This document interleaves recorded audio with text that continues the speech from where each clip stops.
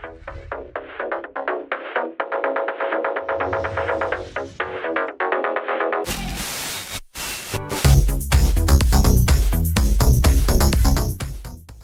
gente, está começando mais um Café com Leitão podcast e hoje o episódio está mais do que especial. Mês de outubro chegou, nada melhor do que a gente falar sobre o mês das crianças, consumo consciente, e eu trouxe aqui dois especialistas para a gente aprender mais e quem sabe colocar no nosso dia a dia. Estou aqui com o nosso querido Fernando França, ele que é coordenador do Parque Botânico Vale, é isso mesmo? É isso, Bernardo. Boa tarde a todos, obrigado pelo espaço. Obrigado, que honra você estar aqui, e também o nosso queridíssimo Pablo Maicon, ele que é psicopedagogo e professor. Isso, e agradeço ao convite e oportunidade de estar aqui. Então, assim, vamos começar aqui já falando, assim, sabendo um pouco mais, como é que é o seu trabalho lá no Parque Botânico Vale? Então, o parque ele é um espaço, né, de educação ambiental, aberto ao público. Ele fica localizado em Camburi, em um ambiente, né, natural, né, totalmente ligado aí à natureza.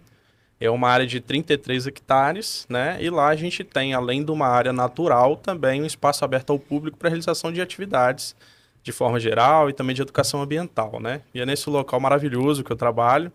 Essa área é conectada à área industrial da Vale, né? A unidade de Tubarão, mas aberta ao público, né? Então serve com esse propósito também de servir como porta de entrada para a empresa e trabalhar com o relacionamento com a comunidade local. Você estava falando também que, assim, o parque é muito vivo, assim, né? As pessoas, escolas vão também, tem isso também, né? É isso aí. A gente funciona de terça a domingo, de 8 às 17 horas, né? Então, através do nosso programa de educação ambiental, a gente faz o atendimento às escolas, desde a educação infantil, das séries iniciais até o ensino superior, ou grupos diversos da comunidade, grupos de idosos e etc., né? E para isso a gente tem um cardápio de atividades, né? E aí essas atividades, elas são selecionadas de acordo com a faixa etária atendida, né? E aí a gente consegue trabalhar a sensibilização ambiental com esse público, além do lazer, né, que o próprio espaço proporciona, e atividade de saúde e bem-estar, né, cultura e tudo mais que a gente consegue trabalhar lá no local, né? Pablo, a gente está aqui falando, né, de um espaço ao ar livre, para poder brincar, enfim, ter esse relacionamento com as crianças ali, de atividades. A gente vem de uma pandemia onde a gente ficou muito preso às telas, online. Como é que você enxerga que os pais, os responsáveis podem colocar, implementar isso, né? Essa questão da tela e dos espaços, como é que você analisa isso? Bom, o período que nós tivemos de pandemia nos forçou a esse comportamento mais tecnológico, digamos assim. Nós teremos aí alguns estudos que dirão que em certo ponto a gente conseguiu avançar bastante, mas em outro a gente acabou adquirindo alguns prejuízos, sobretudo no sentido da interação social, no convívio com outras pessoas. Então agora, né, que a gente retornou à sociedade, digamos assim, ter estes locais, não apenas para o lazer, mas também para o convívio de crianças e da família, ele é, sobretudo, enriquecedor, no sentido de humanizar essas crianças, porque quando a gente fala, seja de educação, seja do convívio com as famílias, nós estamos falando de um processo de humanização desse sujeito, né? Porque a gente aprende a ser gente. E é muito bacana a gente aprender a ser gente em contato com a natureza. Porque aí a gente primeiro se lembra de que também compõe a natureza e a gente também se educa para ter uma relação mais saudável e harmoniosa com a natureza.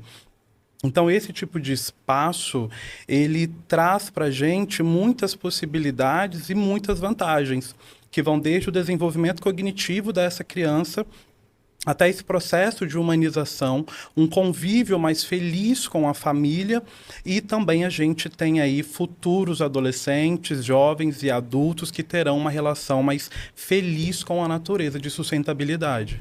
Você falou da questão do desenvolvimento cognitivo, né, da criança, do adolescente. Como é que você consegue observar, então, assim, que às vezes tem uma preocupação ali de um pai, de um responsável, né, da criança, que não está desenvolvendo, mas será que está faltando faltando às vezes uma percepção de oferecer ferramentas, né, para que possa estimular. Tem isso também? A infância é esse marco, né, no desenvolvimento humano em que a gente precisa muito de estímulo. Então, por exemplo, se a família oferece apenas um smartphone ou um tablet para aquela criança, todo o mundo dela, o estímulo dela virá dali. Isso, de uma certa forma, é bacana, porque hoje nós temos muitos aplicativos, muitas informações bacanas, mas é interessante também estipularmos um tempo para que essa criança esteja, né, em contato com a tecnologia, digamos assim, e que ela possa experimentar outras coisas no mundo. E aí, quando a gente, então, proporciona esse momento de recreação, um momento de lazer, um momento de contato com a natureza, com outras crianças, outras famílias que estão ali visitando o parque, a gente está trazendo para a criança um leque de possibilidades e de oportunidades sociais, emocionais e ambientais também, porque ela se vê inserida naquele meio, ela precisa interagir com todas aquelas coisas.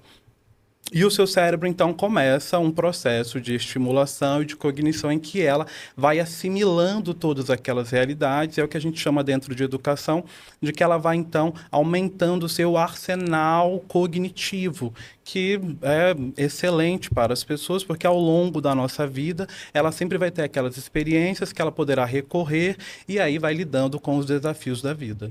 E ali no parque tem várias formas disso, né? Porque assim, desde a criança chegar ali e ter os bonecos que estão ali com as informações, enfim, que já é aquela coisa assim, não tem uma criança que não vá no parque que não queira tirar uma foto, abraçar esses personagens que ficam ali. Como é que surgiu essa ideia de colocar isso lá? É isso aí. Primeiro, só falar um pouco do que o Paulo estava comentando, assim, é exatamente isso. Acho que é toda uma questão de estímulo, né? Lá no parque a gente tem por experiências, as crianças quando chegam já desligam os aparelhos e já vão brincar. Então isso faz parte da natureza da criança, né? Mas a gente precisa estimular, né? Procurar. E também a importância do brincar, mas não é ir para um parque e deixar a criança brincar sozinha. Assim, curtir o momento em família também é importante. E aí lembrar que os pais e mães também estarem juntos nesse momento para criar essas recordações, essas lembranças importantes, né? É porque chega lá, solta a criança e fica no smartphone ali, aí o que a gente está falando aqui sobre essa questão de pegar essas ferramentas, né, e colocar no dia a dia, a gente acaba deixando de lado, né? Porque que é isso, justamente aproveitar a oportunidade, o espaço e criar essas conexões, esses vínculos, né? Essas coisas que vão ficar na memória emotiva também da formação da criança, não é isso? Exatamente. E a gente precisa lembrar que a criança, nesse processo de desenvolvimento, ela aprende sobretudo por imitação. Então, se você leva a criança para esse tipo de ambiente, você fica o tempo todo assim, a sua criança, o seu adolescente, ele vai prestar atenção também em você e começa a associar isso. Bom, não importa onde eu esteja, o mais importante é isso daqui. Sem contar também o fato de que a criança, ela se sente ignorada também pelos seus pais. E aí, vale abrir aqui um parênteses, a gente sabe da realidade de muitas famílias que precisam trabalhar o dia inteiro e que à noite, quando chegam, não tem tanto tempo disponível assim para as suas crianças e para os seus adolescentes e acabam dando muita tecnologia, muito brinquedo, numa tentativa de talvez suprir algumas faltas afetivas. Bom, é importante a gente dizer aqui que você pode trabalhar com o tempo que você tem para a sua criança, desde que ele seja de qualidade. Então, que seja 1 hora, 1 hora e meia, mas que você esteja presente ali. A filósofa Viviane Mosé tem uma frase que eu gosto muito, que ela diz o seguinte: a vida é um verbo que se conjuga no presente. E a gente precisa entender isso. Bom, a vida, a sociedade, as questões me fazem trabalhar durante todo o dia, mas quando eu entro dentro do meu lar, ele é um lar. Eu componho esta família e eu tenho pessoas em desenvolvimento, que são as minhas crianças, meus adolescentes, e eu preciso dar o melhor para eles. A gente sabe que é cansativo, que é estressante, mas a gente também precisa lembrar que tem uma responsabilidade com essas pessoas, com essas crianças e adolescentes. Então, é importante também construir uma estratégia. um planejamento que seja, bom, hoje, por exemplo, terça-feira é o dia em que a gente janta todo mundo junto e depois a gente faz um jogo de tabuleiro, ou é aquele dia em que eu te ajudo a realizar as atividades, as tarefas da escola, ou é aquele dia em que a gente vai sair e fazer alguma programação que seja de 40 minutos. Mas são esses momentos que serão gravados na memória, até porque é um momento também em que a criança está desenvolvendo seu sistema límbico, então as emoções e a forma como ela processa suas vivências são muito mais afetivas, emocionais, do que apenas racionais. Então, trazer qualidade para esses momentos, para esses tempos, por menores que sejam, eles trarão aí resultados incríveis para as crianças. E a gente também precisa lembrar que essas crianças se tornarão adultos e que depois também estarão em vida em sociedade, também estarão trabalhando. E aí a gente precisa pensar como elas vão se desenvolver socioemocionalmente, como elas vão lidar com os desafios, com a questão do tempo, que para nós é muito caro. Caro no sentido de que nós temos muitas urgências, muitas coisas para realizarmos, e por mais que a gente fale em gestão do tempo, mas como eu vou gerenciar o meu tempo enquanto profissional, enquanto estudante, enquanto pai, enquanto mãe, enquanto pessoa no mundo, é muita coisa para a gente fazer. E aí, quando a gente começa a trabalhar isso já enquanto um responsável, ou já estimulando isso na criança, a gente começa a ganhar tempo. Essa é uma perspectiva da gestão do tempo a médio e longo prazo, que a gente precisa pensar também. Então, nós temos as nossas urgências aqui, ok, legal, a gente vai fazendo o que dá para ser feito, mas a gente também precisa ter um olhar um pouco mais à frente. Então, a médio e longo prazo, o que é que eu estou cultivando em relação ao meu tempo? Quais são as memórias? Quais são os aprendizados? Como eu me desenvolvo enquanto um responsável, um pai, uma mãe, uma avó, uma tia? E o que eu estou proporcionando para essa criança e para esse adolescente? Qual exemplo eu estou dando? Qual é, de fato, a importância do tempo? Porque se o tempo hoje é algo extremamente importante para nós, quando eu digo para uma criança que eu não tenho tempo de qualidade para ela, eu já estou dizendo quais são as prioridades. E não é a família, não é a criança. Isso é muito interessante, que tem um Rossando Klinge, ele contou uma vez o seguinte, que antigamente faltava luz na casa, e aí todo mundo ia se reunir ali, né, na sala, todo mundo começava a conversar, as crianças, os adultos ali, aquele momento mágico, porque não tinha luz, não tinha aparelho eletrônico ligado, era todo mundo ali conversando.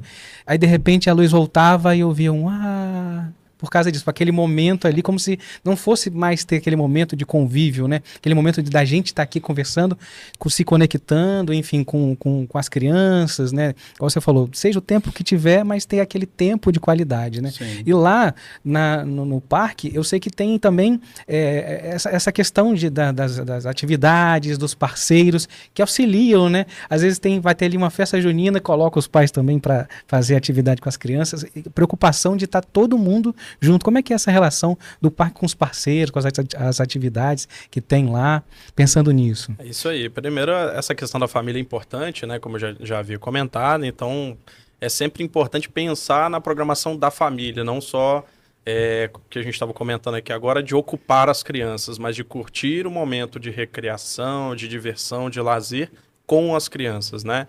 E a gente sempre pensa nessa programação nesse sentido, né? Pensando nos pequenos, mas também nos adultos, né?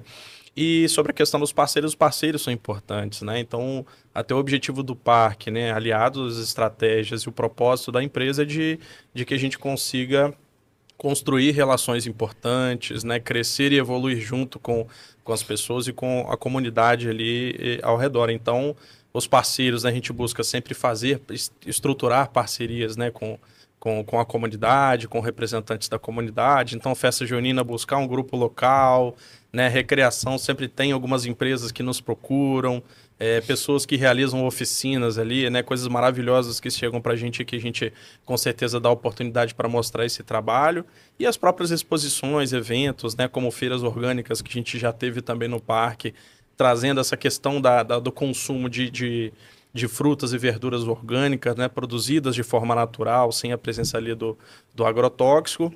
E também trazendo essas pessoas que produzem localmente, né, em pequena escala e que ali tem oportunidade para poder comercializar e tudo. Então, a gente sempre consegue promover, né, essas atividades para a família com qualidade e também trazendo parceiros importantes, valorizando quem está ali próximo da gente na comunidade, né? Então, E tem coisas assim, incríveis, assim, que as pessoas que podem entrar.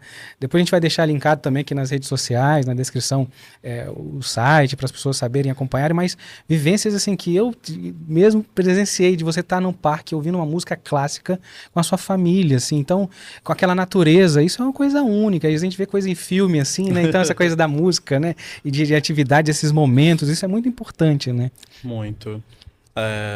Ter esses ambientes pensados, e aí eu vou puxar um pouquinho a sardinha de forma pedagógica, é muito importante porque a gente traz uma valorização desses espaços, a gente dá sentido, que é algo extremamente importante, sobretudo quando a gente vai falar de desenvolvimento humano. É dar sentido às coisas, a gente precisa dar nome.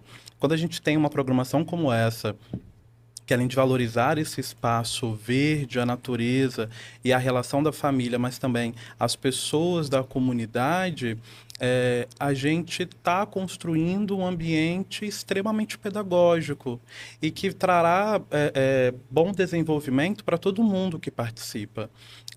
Nós somos seres sociais. A gente só é o que é porque existem outras pessoas, existe uma organização, existe uma sociedade que vai nos construindo assim. Então, quando as nossas crianças, adolescentes e quando essas famílias, porque ser família, constituir uma família é um grande desafio. A gente soube ser filho, ou aprendeu a ser filho, mas como é ser pai, como é ser mãe, como é ser avó, o que é que eu faço agora? Tem muita novidade, onde é que eu vou tirar conhecimento, informação? E família é um fazer-se, é um construir-se. E quando você tem esses lugares, estes apoios, essas comunidades que são construídas, eu acredito muito que traz um aconchego no coração e vai te possibilitando também um grande crescimento, porque ele está em contato com outras famílias, com outras crianças, com outras realidades, com a própria comunidade. Você fica sabendo o que tem ali no seu entorno e depois dali o que é que eu posso fazer. Pois tem aquele trabalho bacana daquela pessoa que vende tal coisa, então vamos lá ver como é que é, e aí a gente vai, então, expandindo aí as possibilidades de interação e de convívio também com a família. E lá também tem essa questão muito forte com a natureza, né? Como é que é esse trabalho desse pilar, desse contato, desse convívio, desse conhecimento da comunidade com a natureza lá no parque? A própria área do parque, né, Bernardo? Você é frequentador do parque, né? Conhece muito bem a estrutura. Dos 33 hectares que eu citei de área do Parque Botânico dentro da unidade operacional, 29 hectares aproximadamente são formados de mata, né? Então a natureza ela é muito presente lá no Parque Botânico. Essa área ela é formada, né, inicialmente por eucaliptos há mais de 50 anos atrás, e a gente passou por um processo de restauração da Mata Atlântica. Então já dentro desse propósito de preservar o bioma natural aqui do estado do Espírito Santo, né? Então a natureza ela é muito presente. Foram plantadas mais de 140 espécies de árvores nesse local, e ajudando também a preservar espécies que já ocorriam nessa região, né? Então a gente tem o sagui da cara branca, o caticuco, o gambá, né? O próprio jacaré do papo amarelo. Lembrei da criançada ficar vendo jacaré. É marcante. Por que é marcante? Porque não é um animal, né, de ambiente urbano. Mas aqui no estado a gente já tem alguns estudos que comprovam que o jacaré do papo amarelo, ele se tornou, ao longo do tempo, um animal de ambiente urbano por conta dele ser só encontrado, muitas das vezes, nessas áreas preservadas em ambientes urbanos, como o Parque Botânico. Então, o parque é um dos poucos locais que ele é encontrado em ambiente natural, né? E a gente consegue preservar essa espécie, que já é o ambiente natural dele, e a gente consegue manter ele ali. E aí você citou numa pergunta atrás que eu não respondi, que foi a questão dos mascotes, né? Isso, que é um sucesso também. E aí os mascotes vêm um pouco disso, né? Porque às vezes o jacaré, ele pode passar um pouco de medo para as pessoas, assim como o gambá, as pessoas acham que é um animalzinho feio e outros animais, então a gente traz de forma lúdica essa caracterização dos mascotes, né? E aí traz uma personificação também para eles. Então cada um tem um nome, tem um tipo de personalidade definido. Isso ajuda com que a gente faça a sensibilização das pessoas para que não caçem jacaré. Infelizmente ainda é uma prática que ocorre. Que não matem um gambá quando ele fuja para casa das pessoas, né? Não alimente o sagui, apesar da gente achar que a gente está fazendo um ato ali de carinho, de amor. Comum, né? Mas infelizmente a gente está criando um hábito que gera um prejuízo para a manutenção da espécie, além de poder passar algumas doenças para o animal. Então, a preservação, né, dessa natureza na área do Parque Botânico ela é fundamental. Né? A gente teve um estudo recente que já identificamos mais de 140 espécies de aves presentes no local, contando com aves migratórias, né, que de tempos em tempos vão lá. Isso já é fruto do desenvolvimento desse trabalho de preservação que está sendo feito. Né?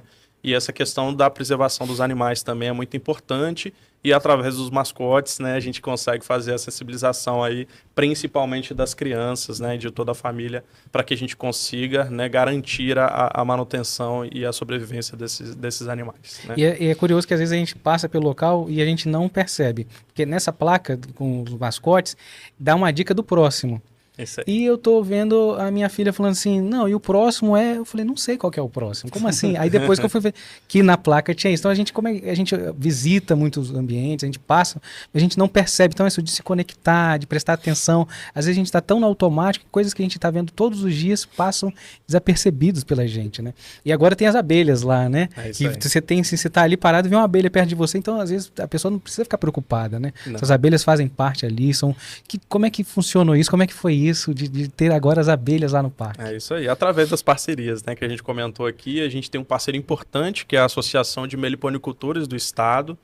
É uma organização, né, uma instituição sem fins lucrativos, que conta ali com alguns associados, hoje são mais de 60 associados, e que a gente, com essa parceria, a gente consegue desenvolver um trabalho de preservação de espécies de abelhas nativas sem ferrão.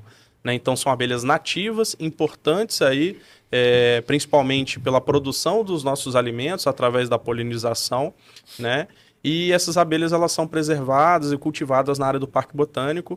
A gente tem essa parceria já há alguns anos, mais de 90 caixas de abelhas espalhadas, né, pela área do parque, e recentemente a gente inaugurou o meliponário autoguiado. Né? Por quê? Porque a gente precisa ter experiências que as pessoas possam chegar no parque, por conta própria, passar, absorver a informação, né, e ter essa experiência ali na hora que desejar, né, depois do parquinho, depois do piquenique, a qualquer hora, sem precisar contar com o momento ali para fazer inscrição ou a disponibilidade de um monitor. Né? Então, o meliponário autoguiado ele foi inaugurado com esse propósito, onde as pessoas chegam, têm conhecimento ali sobre as 4 espécies que a gente preserva, né, que ajuda a preservar, e consegue ver ali a caixinha de abelha, sem medo. São abelhas nativas sem ferrão, né, porque naturalmente elas têm o ferrão atrofiado, então a forma de defesa às vezes é beliscar, grudar no cabelo, mas sem conseguir machucar a pessoa, então isso de alguma forma ajuda também a sensibilizar. E a importância, né, de preservar essas espécies, né, que fazem parte da fauna, tanto do nosso estado quanto a fauna brasileira de forma geral. Né? E além desse aí, tem outros passeios, tem outras atividades também que as pessoas podem fazer? Como funciona isso? Tem sim. Além dessas atividades lúdicas, né, que a gente está comentando aqui, que fazem parte do desenvolvimento infantil, mas também temos trilhas guiadas, né, que são atividades dentro da mata, que também trabalham de forma lúdica, mas também de forma pedagógica. Então, a gente consegue trabalhar ali educação ambiental na prática, né, passando ali pela área de floresta, vendo alguns desses animais também, conhecendo um pouco do processo de restauração da Mata Atlântica que eu comentei aqui, que a gente vem passando no local.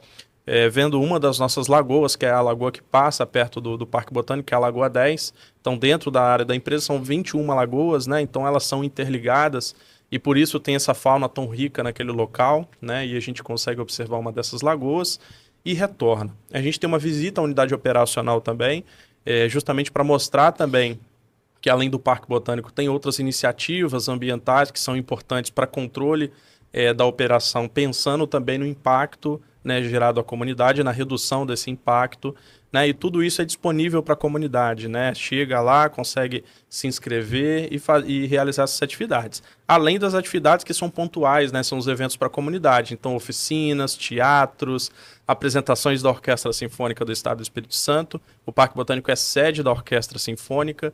Então, de vez em quando, né?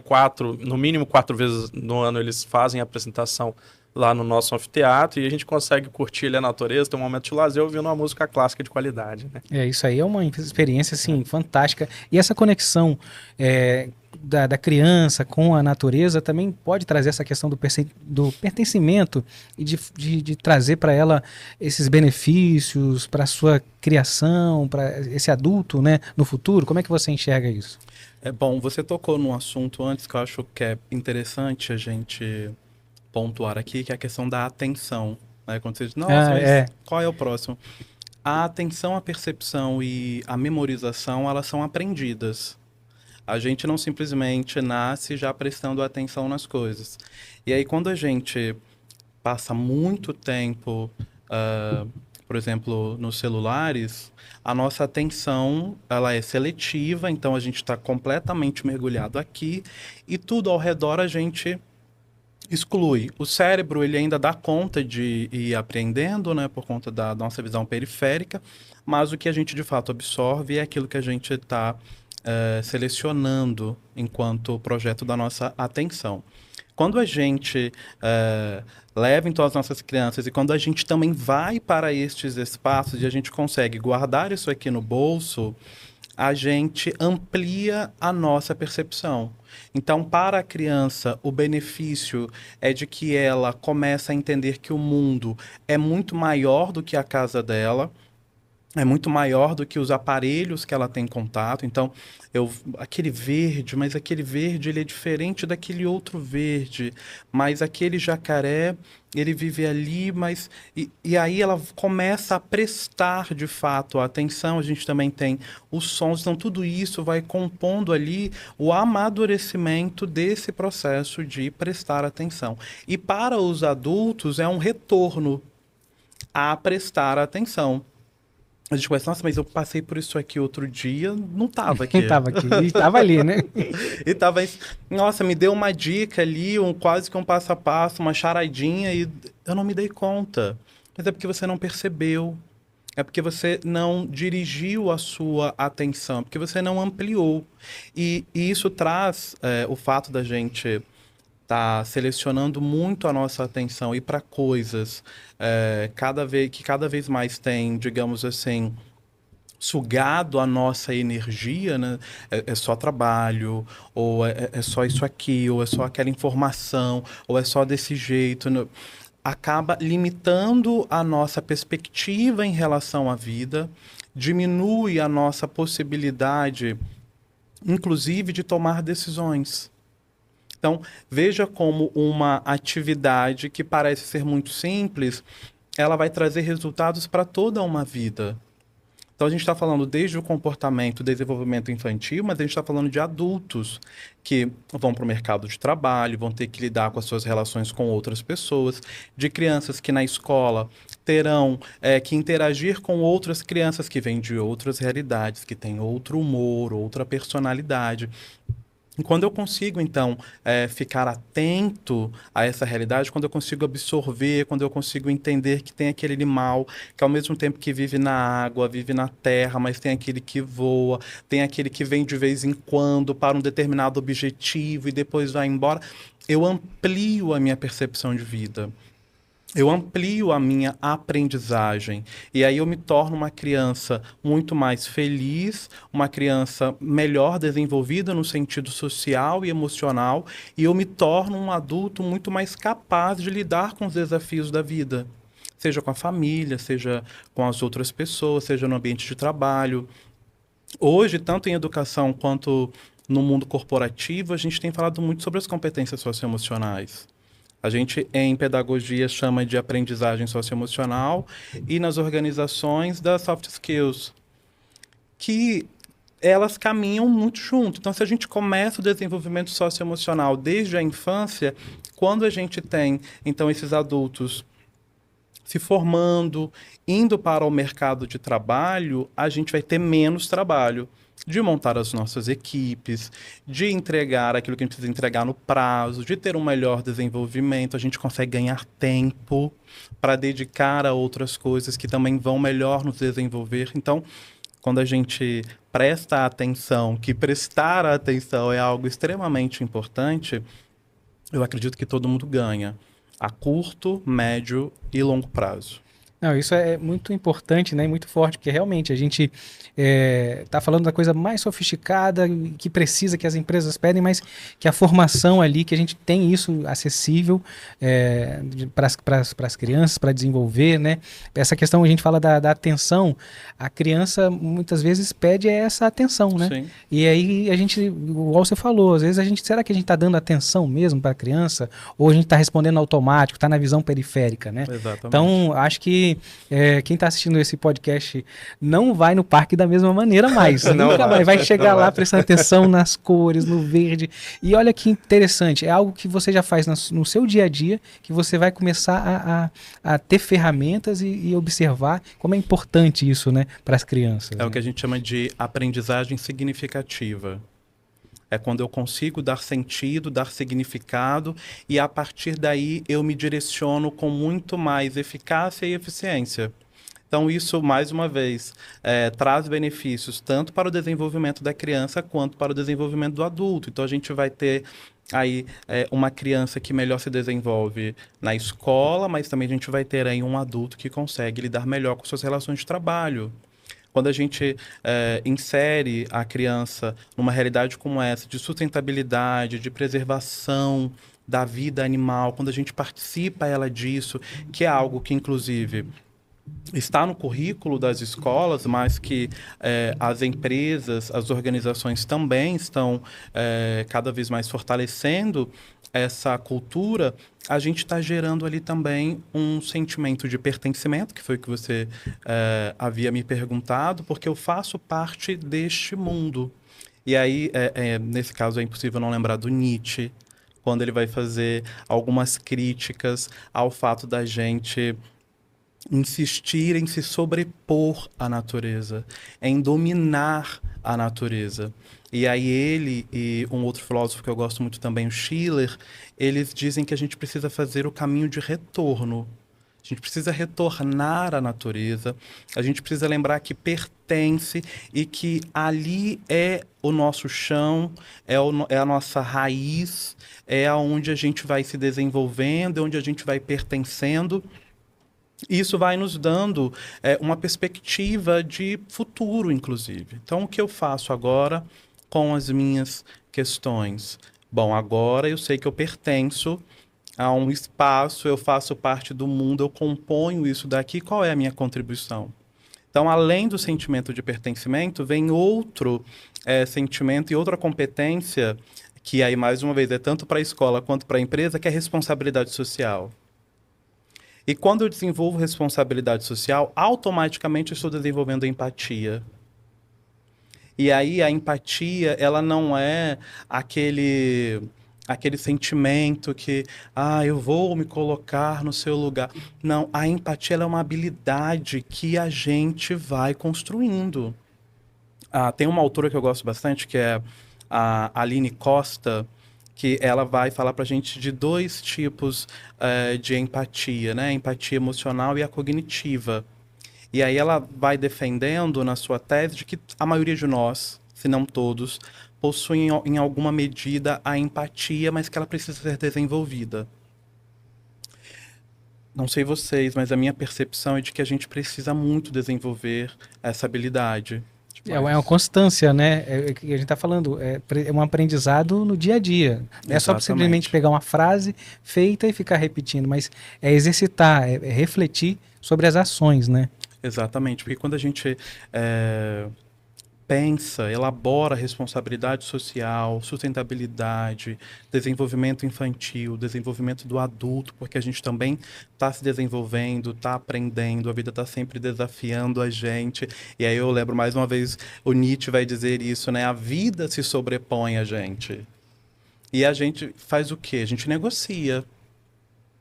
Quando é possível, a gente negocia. Quando não é possível, a gente diz, tudo bem, hoje não dá, hoje eu vou seguir aqui o que está posto, mas amanhã eu tento uma outra estratégia, amanhã eu terei um outro planejamento.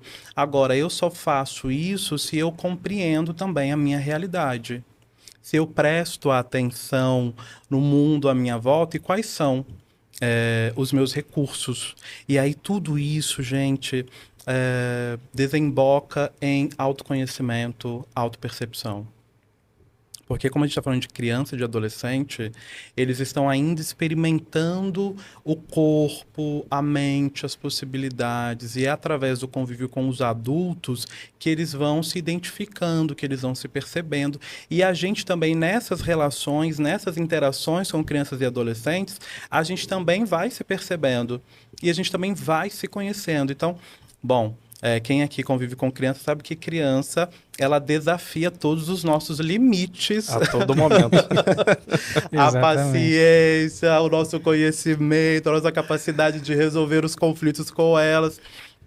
Então, a gente também está amadurecendo, a gente também está crescendo nesse processo, a gente está se desenvolvendo e adquirindo também recursos e ferramentas para usar em outros lugares. Porque o bacana do cérebro... é isso, depois que ele faz um caminho, depois que ele elabora um conhecimento, a gente trabalha por assimilação, né? Então, quando a gente vê uma situação parecida, bom, tá, essa pessoa aqui hoje, ela tirou o dia para me tirar o foco, para me tirar o juízo, e aí você lembra, mas a minha filha ontem, ela teve uma crise de pirraça, e foi tão difícil, mas ao mesmo tempo, eu só esperei, que era o tempo dela. Eu deixei ela se manifestar. E aí, quando ela me deu a abertura, eu fui lá, eu a acalmei, dei um abraço, conversamos sobre aquilo, como ela se sentiu, por que ela fez aquilo, se ela alcançou aquilo que ela desejava, se ela teve consciência daquele comportamento, e depois ficou tudo bem. Então hoje essa pessoa que está aqui, eu só vou deixar ela falar? Fala, vai, tenta me irritar aí, vai no seu tempo, depois que você se regular, a gente senta para conversar e tenta resolver o conflito se ele houver. Esse autoconhecimento é muito importante, né? Porque essas emoções, elas chegam na nossa casa. Sim. E a gente precisa observar o que a gente vai fazer. Se a gente recebe, deixa ela entrar, ou ela vai embora, quanto tempo ela vai ocupar a nossa casa mental. Né? Faz parte da demonstração dos sentimentos, né? Eu vejo que minha filha em casa, tem uma filhinha de 4 anos, e ela me desafia mais quando ela tá com mais saudade e fica mais longe de mim. Então é a forma com que ela tem, às vezes, de manifestar uma saudade, que ela tá insatisfeita com algo, sabe? Então é a forma com que eles têm de se manifestar, de comunicar, dependendo da idade, né? Pelo menos isso que eu sinto em casa. Porque a gente precisa lembrar que a gente sempre sente alguma coisa. As emoções, elas estão aí, né? É o que a gente chama do sistema límbico, ele está sendo desenvolvido. Talvez ela não consiga ainda nomear, e é uma criança de 4 anos, né? A gente precisa também ter bastante paciência. Ela não nomeia essa saudade que causa uma dor. Sim. Então, o papai me causou uma dor, mas como é o nome disso? E aí vem algumas emoções, a raiva, a tristeza, a chateação. E aí a função da gente enquanto família é dizer, meu bem, o nome disso que você sente é saudade. E por mais que doa, por mais que seja triste, vamos agora aproveitar este momento juntos?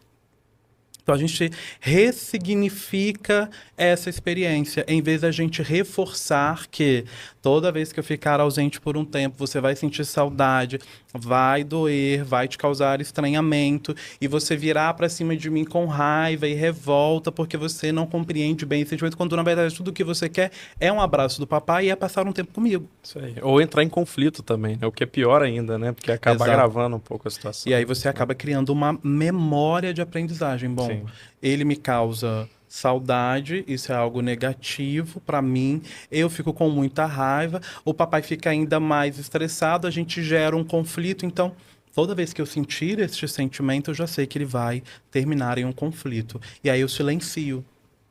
E aí pode acontecer, por exemplo, o pai ou a mãe ficou ausente por tantos dias, quando retorna a criança está apática. Por quê? Porque ela quer evitar aquela experiência negativa. Então, antes da gente chamar de pirraça, antes da gente chamar de mau comportamento, ou de que essa criança está apenas querendo chamar atenção, vamos ajudá-la a dar nome para isso, a dar sentido para isso, porque saudade todo mundo sente, assim como raiva, assim como tristeza, assim como nojo, são emoções. Então elas irão acontecer.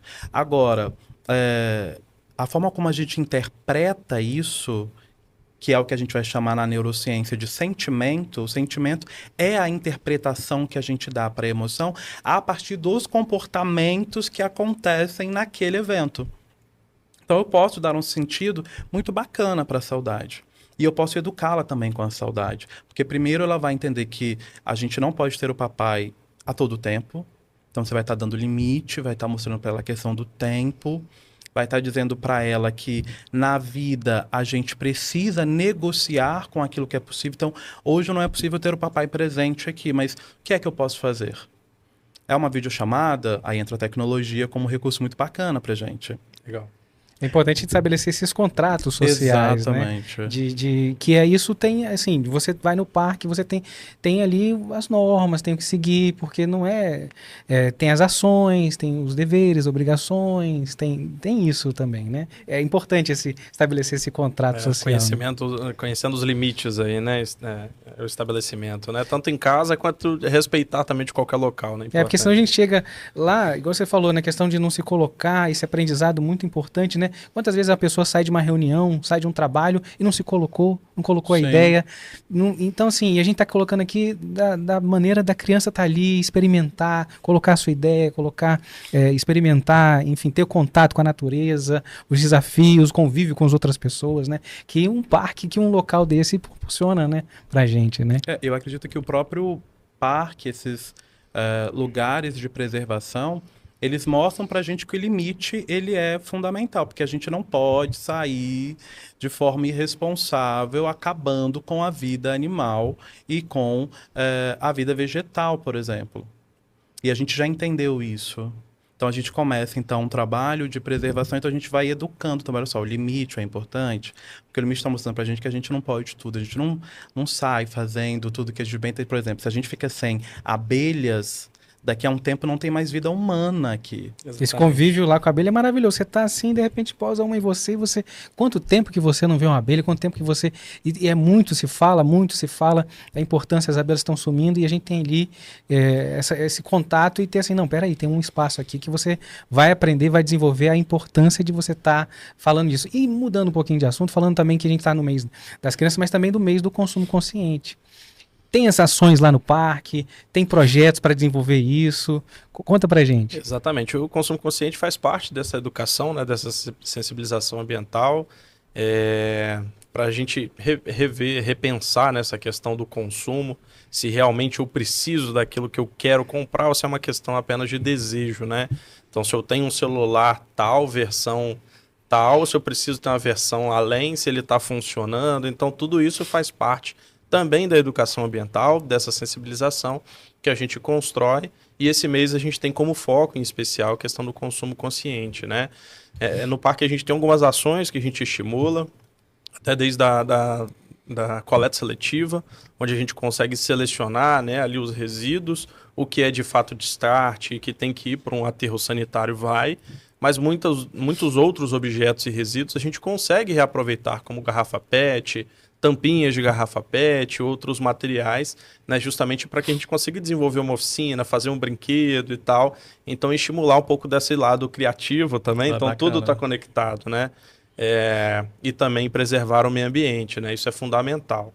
Tá? Então, a gente tem algumas campanhas também de troca de brinquedos. Essa é uma campanha para a gente que faz muito sentido e é muito bacana, porque às vezes você tem um brinquedo ali, a criança vai crescendo, às vezes deixa de brincar com o brinquedo, ela vai lá no parque, consegue trocar por um brinquedo da faixa etária dela, que ela tem um interesse maior, sem precisar comprar outro, né? Então, a gente consegue fazer com que esses materiais eles circulem ali entre essas pessoas, entre os usuários do parque e gerem menos impacto, tanto em relação ao consumo, à cadeia produtiva, e também, né, em relação ao impacto ao meio ambiente. Então, é uma data importante, né, relacionada à preservação do meio ambiente e que a gente tem muito foco, né, dedica um esforço maior para que a gente consiga alcançar cada vez mais pessoas nesse trabalho. A gente tá falando aqui de muitas coisas legais.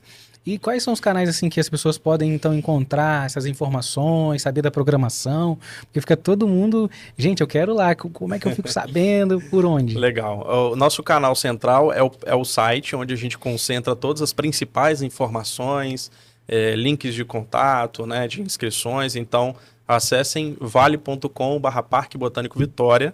É o link principal onde você consegue ter a informação sempre mais atualizada possível, né, das principais atividades, dos projetos, da programação de eventos, né?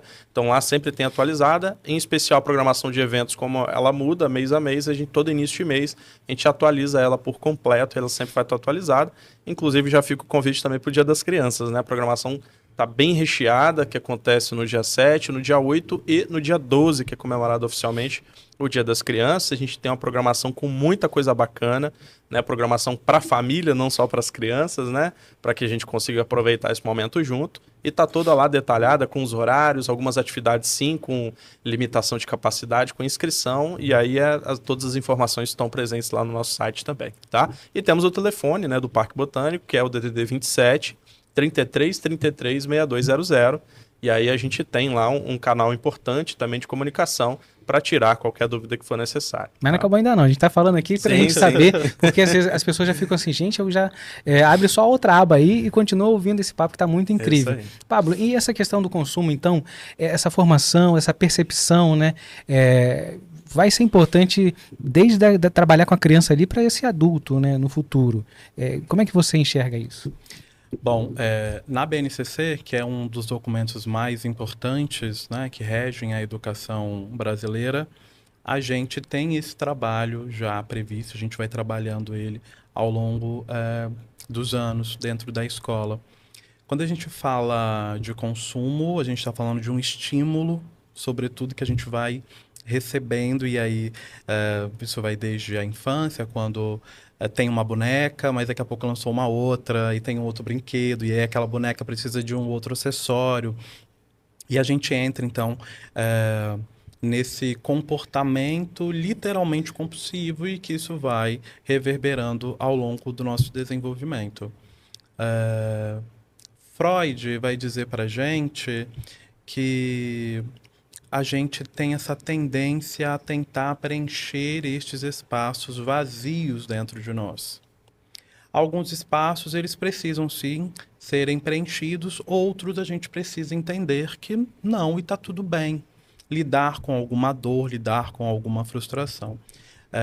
O consumismo, ele nasce muito a partir daí, né? De entender que as pessoas, elas estão muito angustiadas, às vezes muito entediadas, e aí a gente vai cair mais uma vez na questão do autoconhecimento, da autopercepção. Eu não consigo nomear, e aí não é diferente de uma criança de 4 anos que não consegue nomear a saudade. A gente também não consegue nomear uma porção de coisas, e fica gerando um monte de desafios e de conflitos desnecessários. Quando eu começo a consumir sem uma consciência do que, de fato, para quê? Preciso mesmo?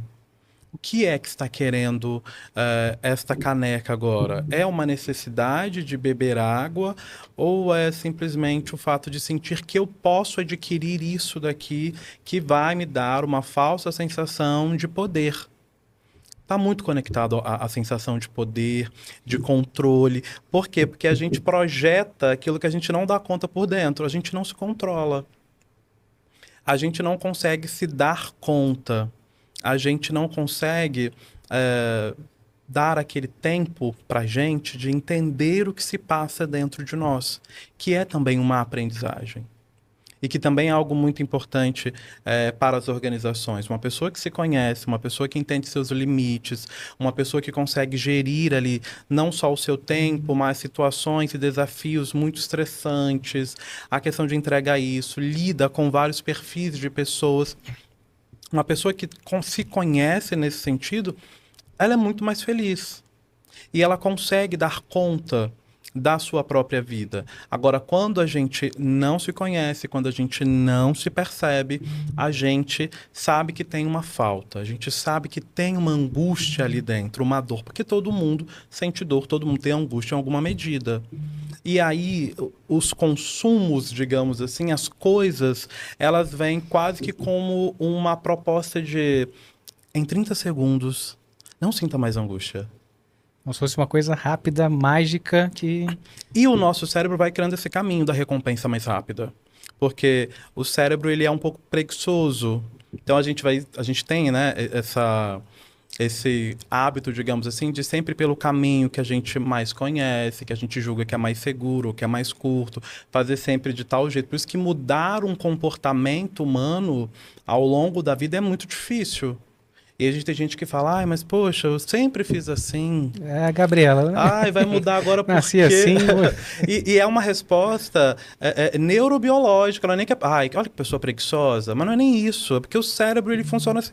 Ai, eu vou ter que aprender tudo de novo, vou ter que desfazer um caminho que eu já faço há 20 anos para fazer uma outra coisa. Como assim? Tem um esforço ali, né? É um esforço. E quando a gente, então, começa... E a vida, aí entra mais uma vez, né? A vida está se sobrepondo a nós e dizendo, olha só... Não dá mais para vocês ficarem comprando e comprando e comprando e produzindo e comprando e explorando, explorando, explorando, porque não dá mais, está sendo insustentável. Então agora a vida deu, a natureza deu uma chamada na gente, opa, como assim? Só que aí tá lá o cérebro, mas a gente vai parar agora, depois de tantos anos. E aí entra então educação ambiental, esses locais de preservação, a educação escolar e a educação também dentro da família. Porque assim a gente vai, digamos que, se desprogramando para esse consumismo desenfreado. A gente vai fazendo acordos com a gente mesmo. Bom, eu estou sentindo aqui muita angústia, estou triste. É tristeza o que eu estou sentindo. Como é que eu dou conta disso aqui? Agora, vou ouvir uma música, por exemplo. Ou vou conversar com aquele meu melhor amigo. Ou eu vou procurar um terapeuta. Eu não preciso necessariamente, eu acho que eu vou comprar aquilo ali, porque afinal de contas eu mereço, não é? A gente vai se dando algumas respostas que são sempre, na verdade, uma fuga para aquela situação. Então, quando a gente investe também em autoconhecimento e nessa educação, quando a gente fala de educação ambiental, é importante também lembrar que a gente está falando de educação, sobretudo humana. Exatamente. É uma educação para todo mundo. Não estou falando do jacarezinho, do pássaro, da abelha. Não, estou falando de todo mundo, porque o planeta Terra é um grande ecossistema. Então, todo mundo precisa estar numa harmonia muito bacana para todo mundo estar bem. Pensar nas interações, né? Exatamente. Não é só interação humana. A gente interage com o meio, com o mundo. Então, essa abelha que vem e pousa aqui no meu braço, na minha mão... ela está interagindo comigo, ela está me dizendo alguma coisa. E aí não é no sentido filosófico, não. É no sentido real mesmo. Olha só, eu sou pequena, mas se não fosse por mim, querido, você não estaria aqui. Ou a sua vida seria muito difícil. E aí quando você adquire essa consciência, bom, se a abelha deste tamanho aqui, ela é importante, mas ela é importante por quê? Quais são os processos dela? E aí eu começo, bacana, então se eu tirar tal árvore, se eu tirar tal planta, se eu tiro tal flor, se eu tiro tal outro inseto ou tal outro animal... E aí você começa, meu Deus, eu estou numa grande rede. E eu preciso ter um outro comportamento. Então já não cabe mais essa pessoa que não sabe de si. Essa pessoa que se deixa levar pelo fluxo, seja do consumismo, ou seja do medo, ou seja daquele comportamento, eu sempre fiz assim, vai ser assim, não vou mudar agora, a síndrome da Gabriela, sabe? Agora a vida, a natureza exige de nós que tenhamos mais consciência. E quando a gente tem consciência da gente mesmo, a gente automaticamente tem conhecimento da vida. Autoconhecimento não é só sobre conhecer a si mesmo, porque a gente é fruto desse meio. A gente é interação pura. Então não tem como eu só olhar para dentro e não olhar para o mundo também, que me compõe, que me atravessa diariamente. Então, tá, mas, nossa, quantos litros de água foram gastos aqui? Meu Deus do céu, gente. E aquilo ali, mas e esse trabalho como se deu? Mas eu vou trocar de novo, não tem nenhum ano esse celular, ele vai para onde? Ele vai para tal lugar, mas será que lá a reciclagem funciona mesmo? Então a gente começa a cobrar também. Então começa a nascer aí um novo jeito de ser gente e também de ser consumidor. Olha só, tal marca, por exemplo, e o seu comprometimento com a sustentabilidade, como é que tá? Porque eu estou fazendo a minha parte, você está fazendo a sua? Ah, legal, então bora. Aqui eu vou consumir. E a gente se educando é uma relação que se retroalimenta. Porque eu vou sempre devolvendo e vou tendo essa devolução também. Então, quando eu me educo nesse sentido ambiental, que também é humano, eu estou cuidando de mim e cuidando do mundo. Ah, como é que eu posso então fazer a diferença? Né? Ah, mas será que se eu não jogar ali aquela sacola plástica, mas todo mundo joga? E aí você fica esperando, talvez, de uma grande empresa que ela faça isso ou aquilo outro. Mas você não consegue se dar conta de que aquela tua sacola, que dura muito mais do que você e até os seus netos, vai permanecer ali. Exatamente, a ação do indivíduo, né? E lembrar que as grandes empresas são formadas de pessoas, Sim. né? Então é um movimento que cada indivíduo tem que fazer para que a gente consiga mudar e através da educação ambiental que a gente tenha uma geração, né, um pouco mais consciente aí para que a gente consiga ter uns problemas reduzidos, né? Ou menores problemas, né? Fernando, e lá no parque, sua percepção, assim, qual o projeto que mais marcou você? Assim? Porque são vários, mas queria que você também contasse para a gente aqui, poxa, esse aqui foi um especial para mim. Legal. Dentro dessa linha que a gente está conversando aqui, a gente tem um programa de educação ambiental que a gente chama de formação continuada, né? Que são encontros, né? É uma parceria que a gente faz com a Secretaria de Educação dos municípios. Esse ano a gente está trabalhando com a Prefeitura de Vitória e Prefeitura de Serra. E a gente atende alguns grupos específicos de algumas escolas determinadas pela própria Secretaria de Educação. E a gente tem alguns encontros fixos ao longo do ano, onde a gente consegue trabalhar temas relevantes ao meio ambiente. Então, resíduos, água, ar, né? Então, esses elementos que são importantes. Ao longo desses encontros, as escolas e as crianças, né, vão desenvolvendo um trabalho bacana de transformação, seja de comportamento, seja implantação de uma coleta seletiva, captação de água de chuva, algo que seja relevante e mude, de fato, o comportamento dessas pessoas na escola. E no final do ano a gente tem um encontro de encerramento onde esses trabalhos são apresentados. E eu acho que além de todos os trabalhos que a gente faz, eu acho que esse é um programa muito especial.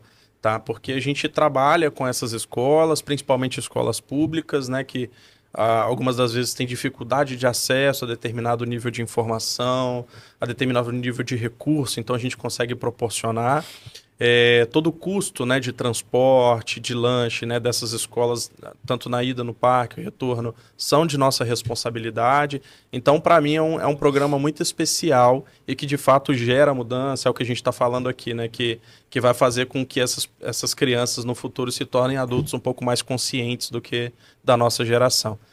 Eu vejo que tem mudado bastante a nossa geração para gerações anteriores, eu enxergo um pouco dessa evolução, mas a gente está longe ainda do momento ideal, então a gente tem fortalecido muito esse trabalho lá no Parque Botânico. Tem muitos espaços, iniciativas que me orgulham, tá? O parque por si só é uma iniciativa que me orgulha, eu acho bacana, tanto pelo fato de ser um projeto que abre esse canal de comunicação da empresa com a comunidade, né, se tornando essa porta de entrada. A gente sempre tem que pensar que a empresa ela tem que ter um diálogo constante com a comunidade e a gente é muito presente também nesse sentido. Acho que a gente estabeleceu uma comunicação importante e essas iniciativas todas que acontecem dentro do parque também tão importantes, não só para a comunidade, mas também o estabelecimento de parcerias com algumas instituições que são importantes para a gente, né? Então, é isso. Muito bom. E assim, falando na questão da natureza e trazendo para algumas coisas que as pessoas têm relatado muito de uns tempos para cá, a questão da ansiedade. Você consegue enxergar que estamos mais ansiosos e a natureza pode ser um caminho também, com ferramentas e instrumentos para a gente trabalhar isso?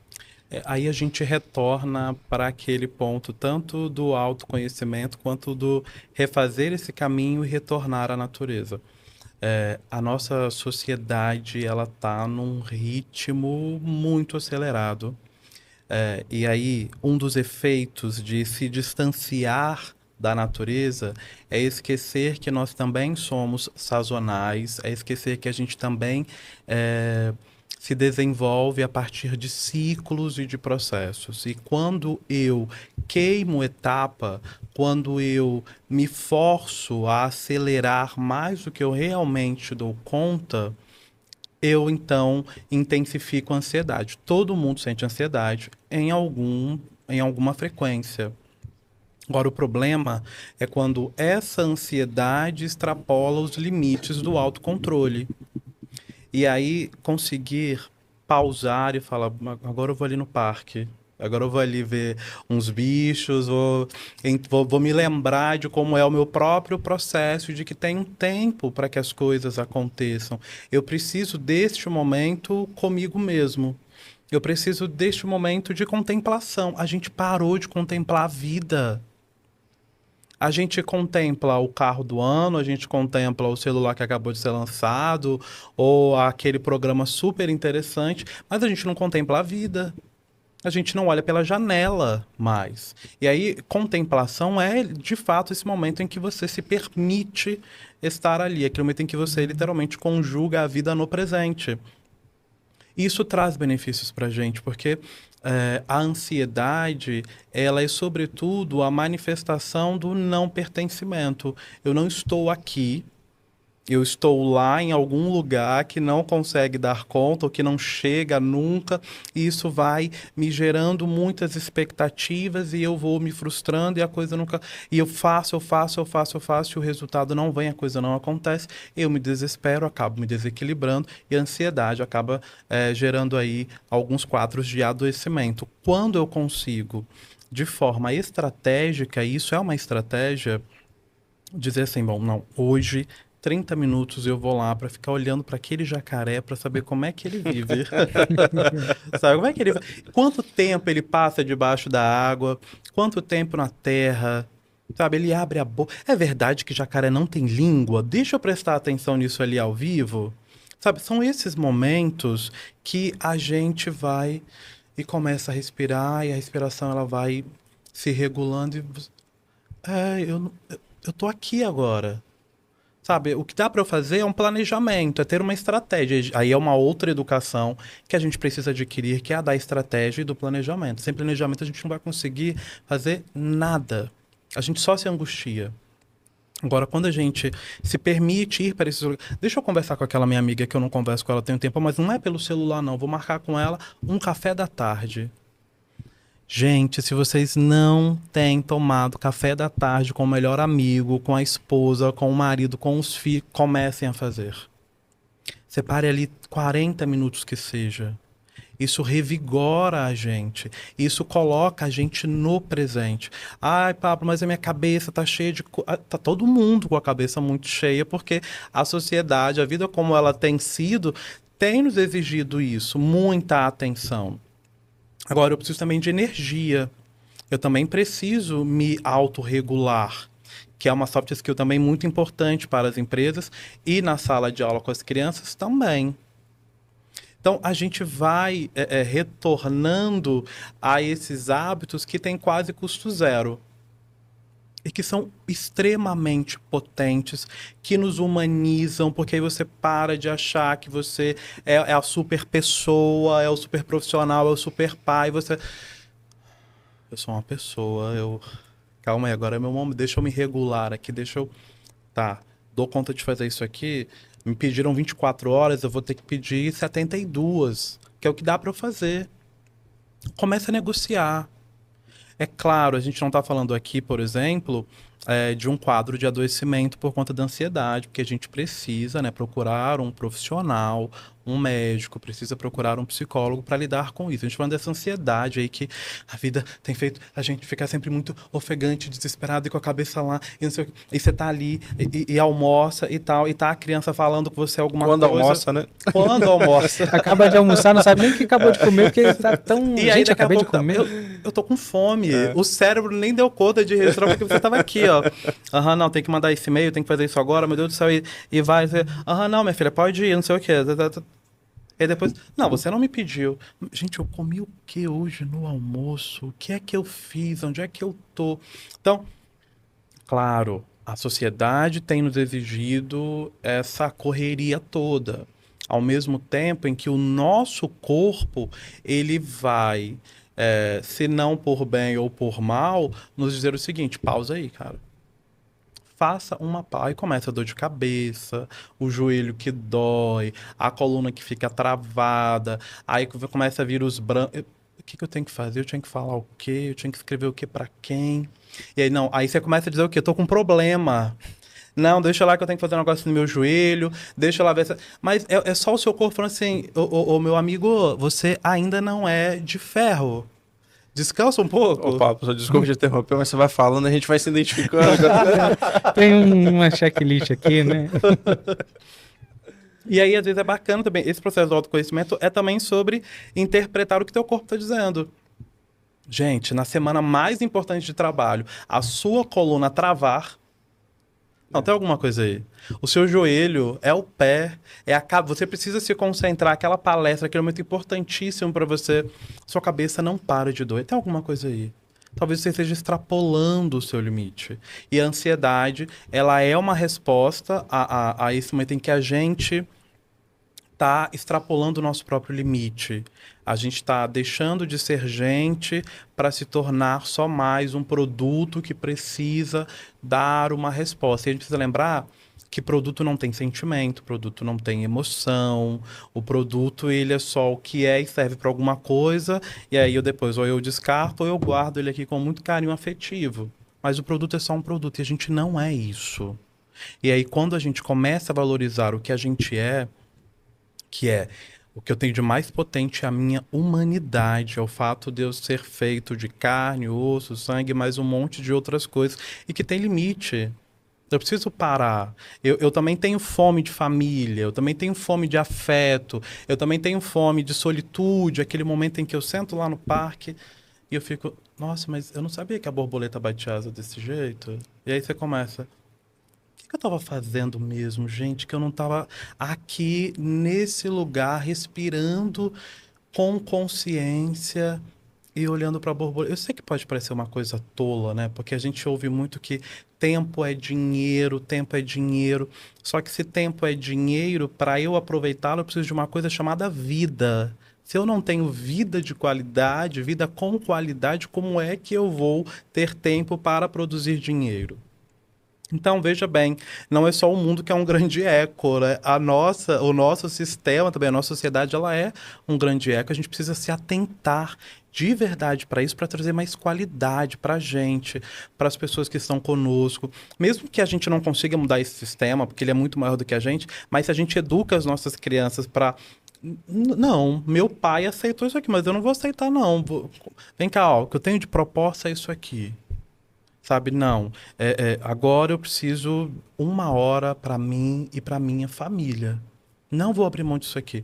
Ah, mas olha só, não dá para ser a semana toda. Mas dá para ser quanto tempo? 3 vezes? 2 vezes na semana? Legal, é meu momento. Ah, mas se surgir uma coisa super importante, vai ter que esperar, porque mais importante do que a minha família não existe. Mais importante do que ficar sentado contemplando o bater de asas da borboleta não tem, porque é o que me regula. É o que vai me possibilitar depois dar conta de todas as minhas tarefas e executá-las com êxito, com sucesso. Fazer bem feito. E eu só faço algo bem feito quando eu estou presente. E a ansiedade não deixa a gente estar presente. Sensacional. Tem uma coisa muito bacana que ele falou, que são as pessoas às vezes perceberem, mudarem um comportamento e a partir dali sentirem uma diferença, né? Lá no parque a gente tem um programa de saúde e bem-estar, né? Onde a gente tem algumas aulas com prática de atividade física, né? Então, yoga, pilates, abertos para a comunidade, gratuitos e tal. E as pessoas praticam 2 vezes por semana. Mas 2 vezes por semana precisa ouvir os relatos assim, das pessoas de mudança, que estavam estressadas, sofrendo ansiedade, às vezes, né, engordando. Então... como isso faz bem, né? Mesmo 2, 3 vezes por semana, não precisa ser todo dia, né? Mas a gente criar um hábito, né? Além da prática de atividade física, criar um momento de contemplação da natureza e tal. Isso é muito importante. Não, isso é importantíssimo. Gente, assim, falando do café, esse momento aqui passou voando. Eu quero agradecer demais, Fernando, Pablo, a presença de vocês aqui. Deixar também o microfone aberto aí, se quiser deixar o seu recado final, fica à vontade. Eu quero agradecer demais o espaço, né? Muito legal, né? Um podcast muito bacana, eu acompanho. E reforçar o convite, né? A gente, né, tem um espaço aberto ao público, né, com a natureza, né, um momento, né, para criar um momento bacana de conexão com a natureza ali, com as árvores, com os animais presentes ali no parque, e ainda ter esse momento em família, né, de integração que é importante. De programação a gente tem no parque, né, reforçando no dia 7, 8 e no dia 12, a programação voltada para o Dia das Crianças, né, com o nome Sementes do Amanhã, justamente muito dentro da conversa que a gente teve aqui agora, né, então tem uma programação muito bacana voltada para o desenvolvimento infantil. Participem, e a gente sempre tem programação nova no nosso site, vou repetir aqui, é vale.com/Parque Botânico Vitória, e no nosso telefone também de contato 27 33 33 6200, tá bom? Obrigado mais uma vez pelo espaço e agradeço aí também as pessoas que estão participando aí conosco. Obrigado. Também deixar aqui, fica à vontade aí para o seu recado final. Eu agradeço muito essa oportunidade, essa possibilidade também aqui de interação e de troca, isso nos humaniza muito, e dizer para as pessoas: aproveitem os parques, aproveitem as suas vidas, essa programação bacana que a gente vai ter agora nesta semana, e sobretudo, sejam vocês mesmos, lembrem-se da sua humanidade, respeitem os seus próprios limites e comecem a negociar mais com a vida para ter ali qualidade, conseguir se aproveitar, conseguir aproveitar os seus filhos, as pessoas que vocês amam e também a natureza, que é importantíssima. Obrigado demais vocês aqui. E você que chegou até aqui, já curte, compartilha. Vamos educar o algoritmo a espalhar mais conteúdos como esse para outras pessoas. Até a próxima. Tchau!